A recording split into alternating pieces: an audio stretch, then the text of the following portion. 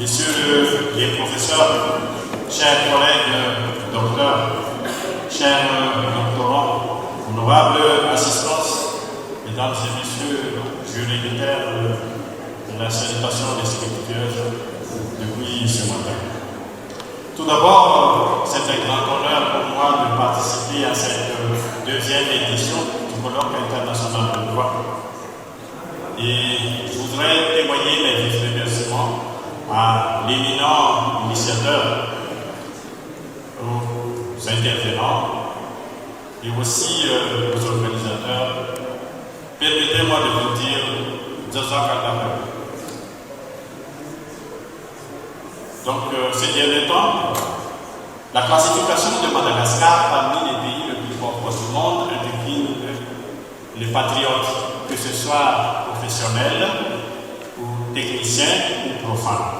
Et le droit ne peut pas échapper à son rôle majeur dans cette situation, et il en est ainsi les droits relatifs à la fiscalité. D'ailleurs, dans le cadre de l'enseignement supérieur, on enseigne à partir de la 3e année quel est le principe de la fiscalité et la redistribution de la richesse. Étant donné la potentialité économique de la grande île, il se pose toujours les questions: est-ce qu'on est pauvre dans un pays riche ou est-ce qu'on est riche dans un pays pauvre?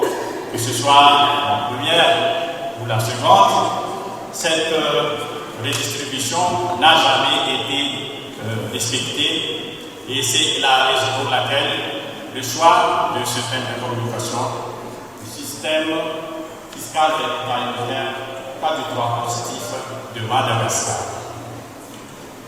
Quels sont donc les rôles du droit dans ce déséquilibre économique? Est-ce une défaillance législative ou une faille administrative? De quelle fiscalité parle-t-on exactement? Afin de pouvoir répondre à ces questions, je devais me focaliser la première partie de mon intervention au fondement du système et puis aux enjeux et pourquoi pas une ouverture pour une meilleure fiscalité. Tout d'abord, il faut mettre le point sur les i, car la perception fiscale typiquement Madagascar n'a jamais été l'œuvre de la colonisation ni l'apanage de la moderne, mais elle datait du temps des royautés.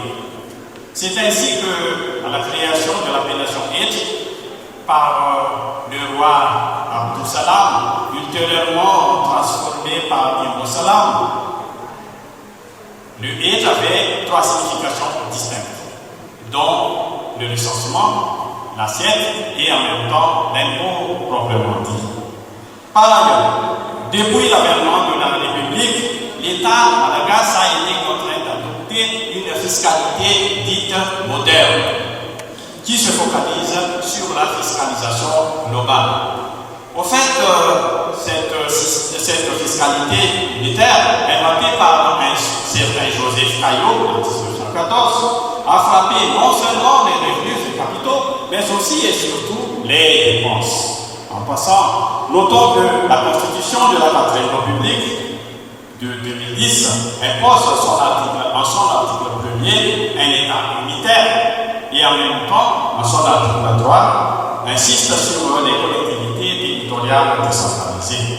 En d'autres termes, cette loi fondamentale implique la volonté de décentralisation sans remettre en cause le caractère unitaire de l'État. Et c'est ainsi, au terme de l'article 36, l'article 3 oblige la contribution aux charges publiques. En effet, l'échec de la fiscalité actuelle se manifeste par le taux de pression fiscale si bas et la destruction en quasi-totalité du civisme fiscal. D'ailleurs, une situation s'est déjà évoquée par Wallace Watts dans un de ses ouvrages intitulé Fisc fédéralisme, que pour être efficace, la fiscalité doit tenir compte de la matière imposable. Et puis, de la matière imposable, c'est-à-dire les les tissus fiscaux à exploiter et aussi va tenir compte de la psychologie fiscale des sujets. En d'autres termes, il faut une fiscalité adaptée et taillée sur mesure pour être efficace. Est-ce que l'incompatibilité est alors source d'inefficacité? Cela nous amène déjà aux enjeux de ce système unitaire. Le système fiscal unitaire présente pas mal d'enjeux.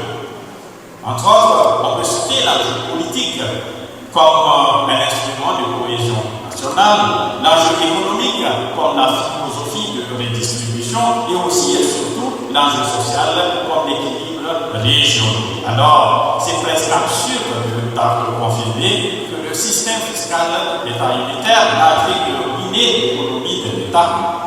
Pourtant, pour le droit positif de Madagascar, le problème n'est pas seulement de centralisation des pouvoirs fiscaux, mais aussi le mécanisme centralisé en matière d'exécution budgétaire. C'est ainsi que l'extraction faite par la Trauma dans Banque Sinatra en son temps, qui était une société gérée fiscalement par la DGE, n'affectait guère à l'économie du district et ça se voit ne serait-ce que par l'état de route lamentable de la route nationale 35.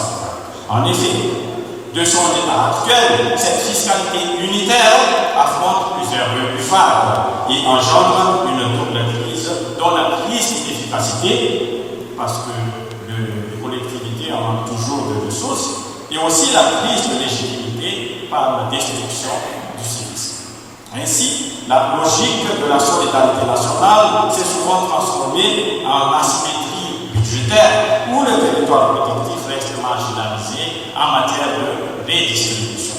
En guise de conclusion, donc, le système fiscal de l'État unitaire en droit positif de Madagascar, tel qu'il se présente en ce moment, reste l'apparence d'un instrument de cohésion nationale, mais son efficacité est compromise par un défaut chronique de redistribution.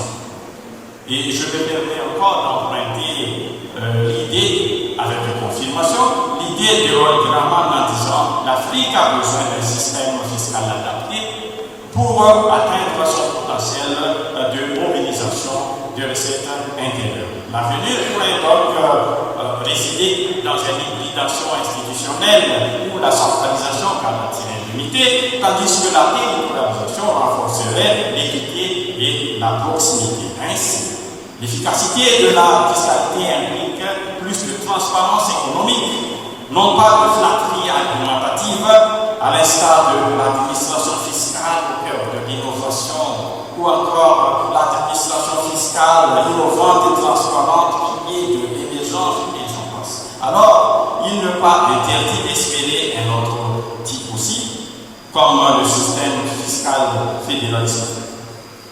le fédéralisme fiscal. Entendons bien que ce dernier n'implique pas forcément le fédéralisme institutionnel, mais plutôt un État unitaire avec une décentralisation très possible. Mais ce sera encore un autre débat. Sur ce, mesdames et messieurs, je vous remercie de votre attention. Barakallahu.